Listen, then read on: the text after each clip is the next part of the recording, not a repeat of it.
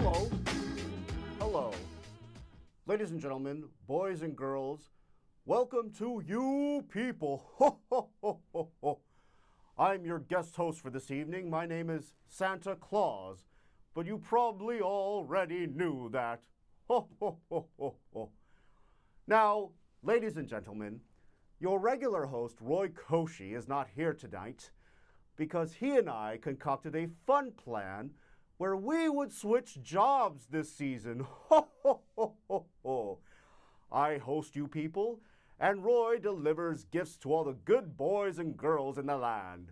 So, kids out there, if you happen to see an out-of-shape Indian man coming down your chimney, ho, ho, ho, do not be alarmed.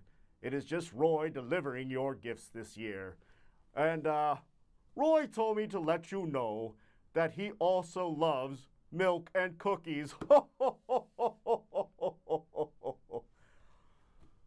Well, ladies and gentlemen, as you know, I, Santa Claus, deliver gifts by coming down your chimney and into your home and stalking around your living room for your Christmas tree.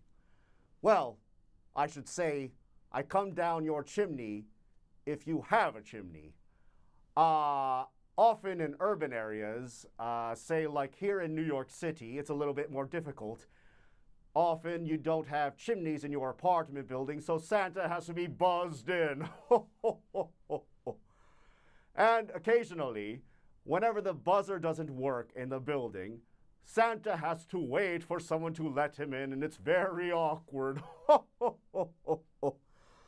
Often Santa's standing at the door, and then a man in his 50s who's wearing black pants and a leather jacket, and he has no business wearing black pants and a leather jacket, lets Santa in. He usually has a ponytail, a very mangy ponytail that's not really tied very well, and this man has to make some sort of crack at Santa like, "Oh, look, Santa Claus. Where's my gift, Santa Claus?" Santa laughs at first, humoring the gentleman, but then this fella just keeps on talking. He keeps on hitting this horrible, same stupid joke.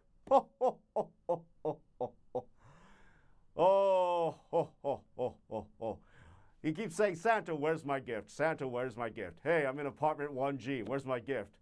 And then finally Santa says, "You're an adult. Knock it off." And then this man with the ponytail, trying to hold on to his youth, gets an attitude and says, "Oh, gee, wow. Can we get Santa a sense of humor for Christmas?"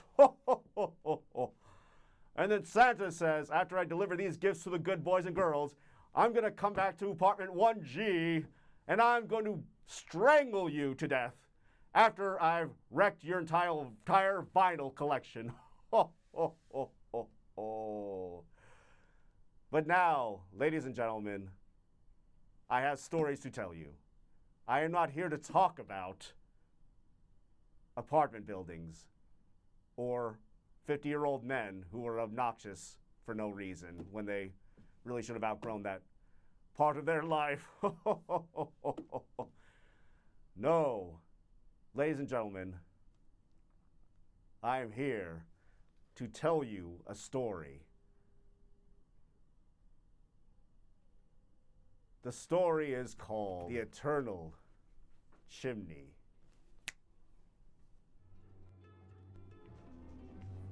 Now, ladies and gentlemen, it was one Christmas Eve in Crystal Falls, Michigan. Santa was just dropping down into a chimney, just like he usually does, not thinking twice about it, just here to deliver some gifts to the boys and the girls. Well, when Santa was dropping down in this chimney, he looked down, and as he was falling, the chimney floor started to disappear.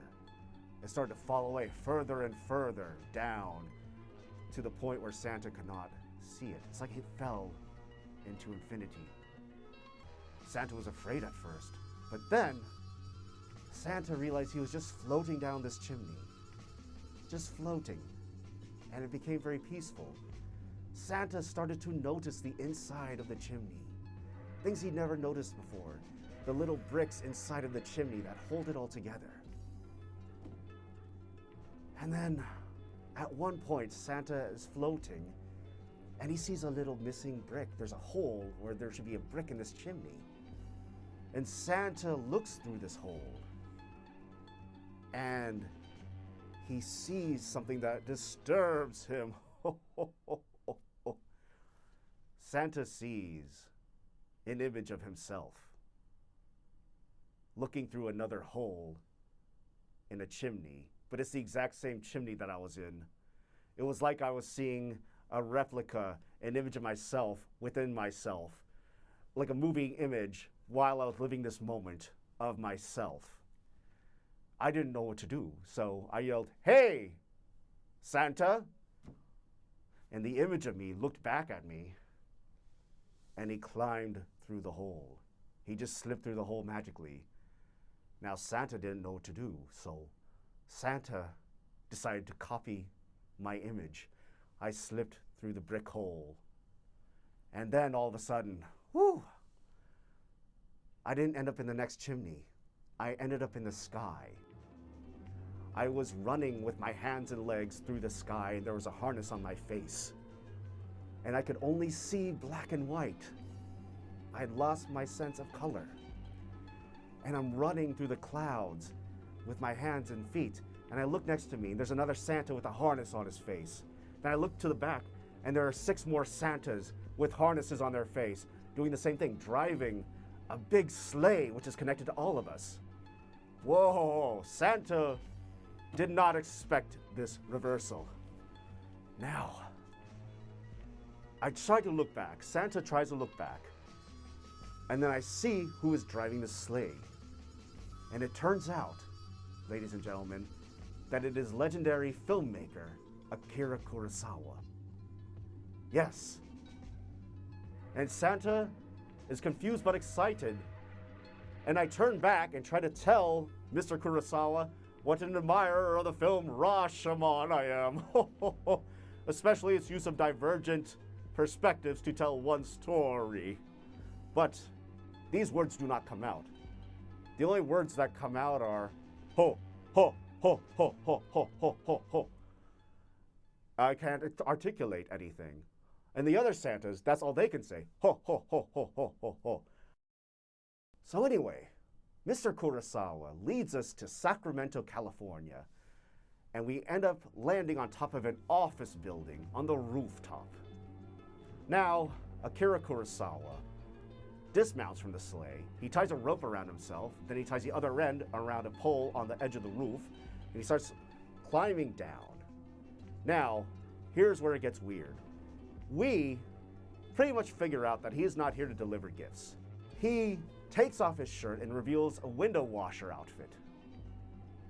But, to complicate things, Mr. Kurosawa is not there to wash windows. No, no, no.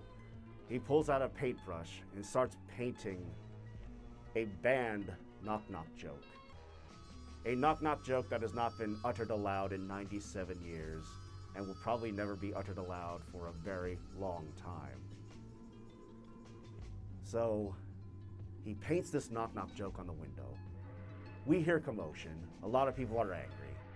Akira Kurosawa quickly pulls himself back up, gets back on the roof, unties a rope around him, puts his shirt back on, and gets back in the sleigh. We start steering away. Santa here is confused, but I'm kind of enjoying running through the clouds right now. Now, things take a turn for the worse when we get to Fairfield, Iowa, and we land on an office complex building there. After Mr. Kurosawa paints the banned knock-knock joke on the building window, a heavily armed security guard comes out onto the rooftop as we were flying off, and he points his shotgun at the sleigh and hits the sleigh, sending us into a tailspin as we're flying away. The security guard reloads, takes another shot, takes out 2 Santas behind me. Ooh, it's getting scary. And then he takes one more shot and barely misses me, Santa, the real Santa, and hits my harness that's holding all of us to the sleigh, and I start falling through the clouds toward the ground. but I don't hit the ground.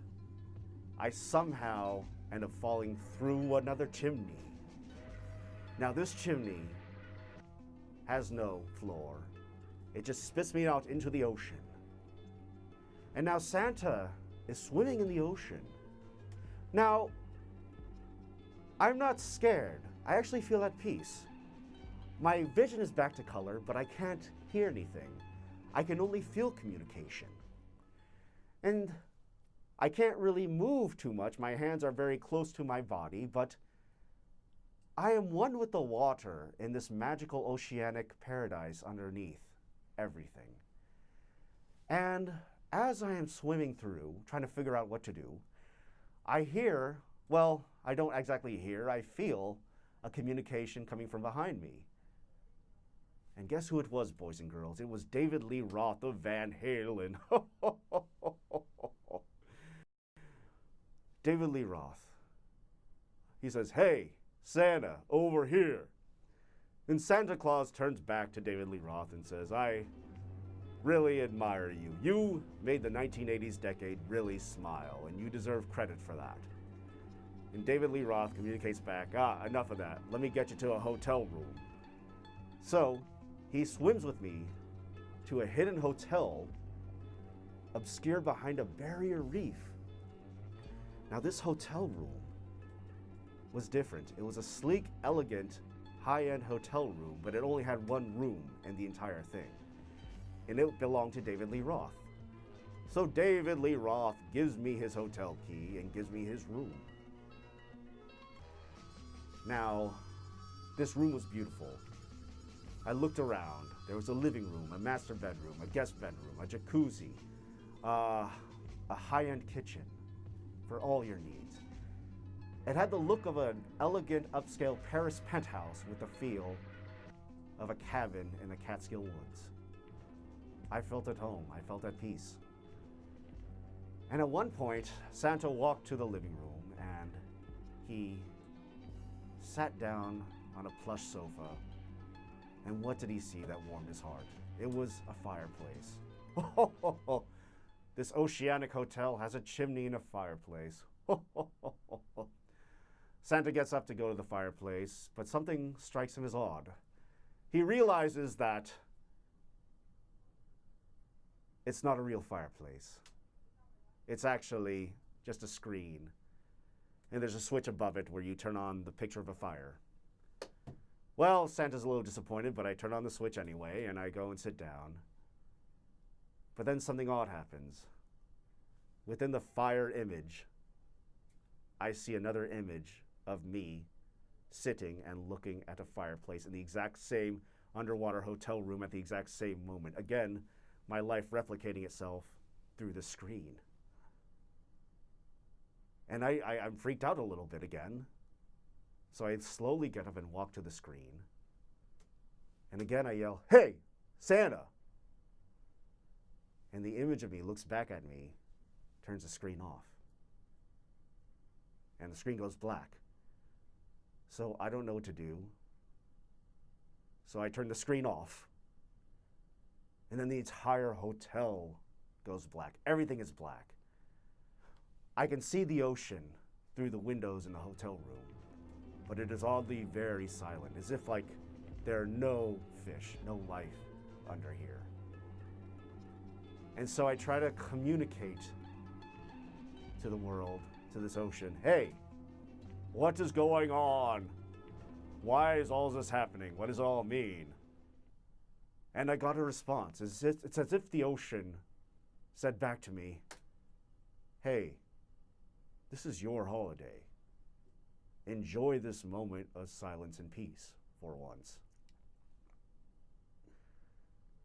Well, the moment passed very quickly because on the roof of the hotel crashed the Akira Kurosawa sleigh. And unfortunately, Mr. Kurosawa nor the other Santas made it into the ocean alive. The sleigh crashes through the roof, their corpses disband from the harness and start floating around in the hotel room. Santa panics, and I don't know where to go. So what I do is I break the screen inside the fireplace, and I climb inside the fireplace gap where the chimney should be. And I hide there, and all of a sudden I'm shot back up! And now I'm floating back in the chimney in Crystal Falls, Michigan. And all of a sudden, the chimney floor appears again, and Santa slams to the ground. Now, Santa is a little afraid to get out of this chimney, so he climbs slowly out. And it's a regular house. It's a regular middle-class house. The sort of house that if you grew up in it, you'd be bored by it, but then you appreciate it once you leave. There's an ornate Christmas tree there. There are Christmas presents. There are Christmas decorations. The Alvin and the Chipmunks Christmas song is playing on a little record player. But there's nobody in the house. There's nobody in the house. I yell out, hey, hello, anybody. I have my senses back, my vision and my hearing and my speaking. Hello, anybody, anybody. And who do I see? But Zhao Jun, aka the kitchen god, come out of the kitchen. Now, Zhao Jun, for those who don't know, he is called the kitchen god. He reports to heaven the household duties of every family members. Every family, whether they've been good or naughty. He reports it to God, and these families are treated accordingly. Well, it turns out Zhao Jun was assigned to watch me, Santa Claus. And he comes out, and he gives me a report card that says nice on it. And then he assigns me to watch the Easter Bunny during Easter. And I feel warm, and I just walk out, and I tell my reindeer, go ahead and go home and take the night off. We're good. And me and Zhao Jun, aka the kitchen god, sit under the tree and drink eggnog until we fall asleep. And that is the story of the eternal chimney.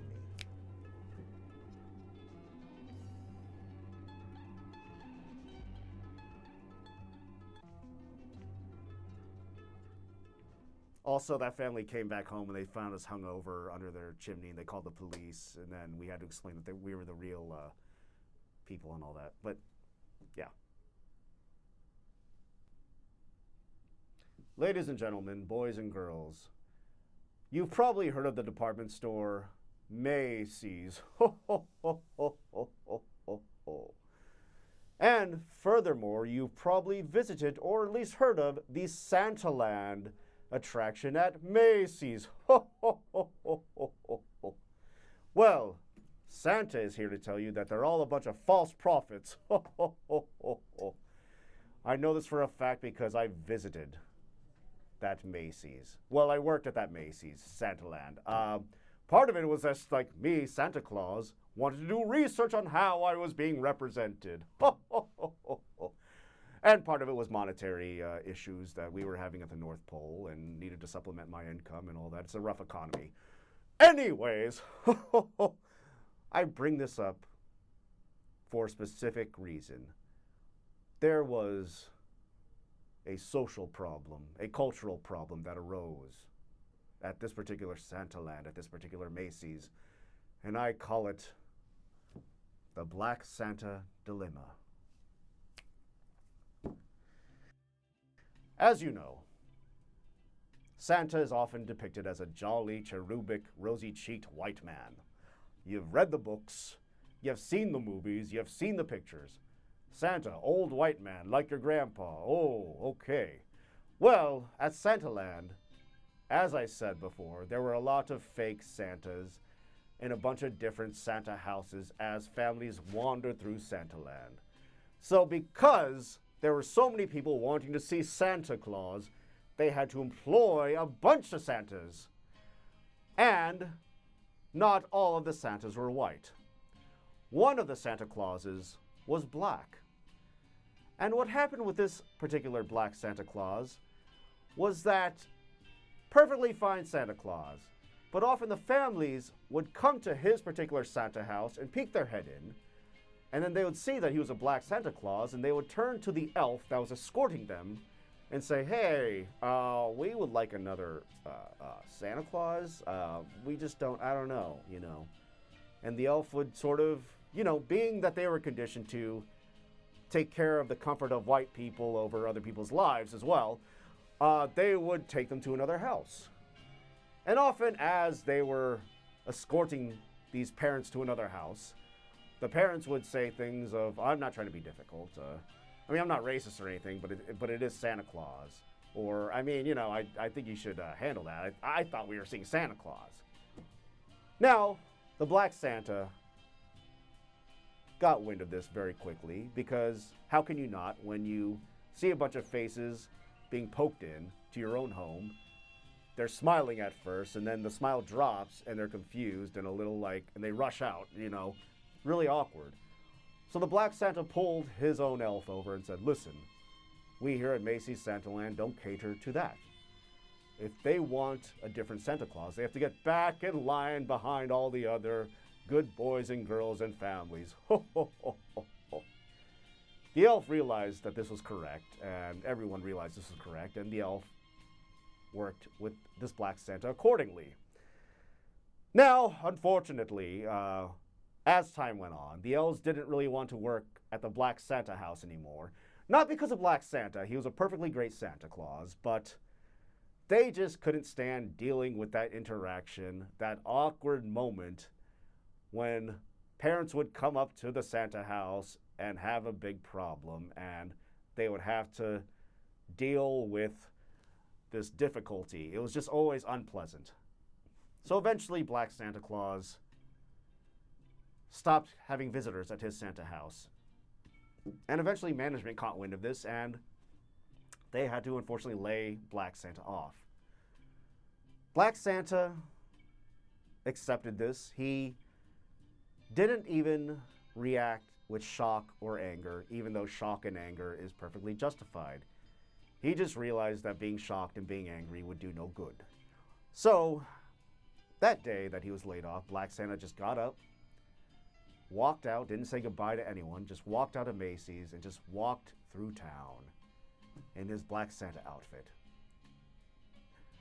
Some people looked at him with suspicion of like, what is this guy up to? Others, mainly kids, saw him and waved to him. Others laughed, like, wow, isn't that crazy? Thought Santa was a white old grandpa. Black Santa just kept walking. He walked to a park at the edge of town, and he sat on a rock and just sat there and tried to think about what he was going to do with his life. Now, the sun was setting, but there were still families in the park. And kids started rushing up to Black Santa before their parents could catch them. And they would start telling Black Santa what they wanted for Christmas, because he wasn't Black Santa to them, he was just Santa. Now Black Santa said, look, kids, I'm not going to bring you any presents, but what I am going to do is listen. I'm going to let you know some real truths. I don't know what the meaning of life is. I don't know what the point of all of this is. I don't know why there's strife and hatred in the world. I don't know what we're all supposed to learn from it or what the purpose of it is. But I just know that I am living my life right now, and I'm oddly thankful for it, no matter how rough it gets. So I am just here to listen to your problems. So this is my gift to you. You tell me your problems. So the kids started telling Santa their problems with school, with their parents, and when their parents came to get the kids, Black Santa invited the parents to have a dialogue with their children. And this continued more and more. Word got around about Black Santa in the park, solving people's problems, making them feel better, making them feel like they got a load off their chest. Eventually, people started bringing gifts to him. People started making offers. It was like Black Santa was like an altar. He himself was like an icon now. Even the Macy's management, the other elves, and the other white Santas from Santaland came and visited Black Santa Claus. And he mediated their problems between the Santas and the elves and the Macy's management by just listening. He knew it was silly to change people. He knew all he could do was observe at this point. And he knew how healing that was. Well, on Christmas Day, Black Santa was not to be found on the park. There were still the offerings, the flowers, even some money left on that rock. Some families came and they were disappointed not to see Black Santa. But Black Santa knew that he couldn't limit himself. He had to move on. He had to spread his gifts. So, ladies and gentlemen, Black Santa is out there visiting home to home after White Santa leaves. So, in the middle of the night, if you see a black man in a Santa suit sitting in your living room, don't be alarmed, don't call the police. It's just Black Santa, here to listen to you. And that was the Black Santa dilemma.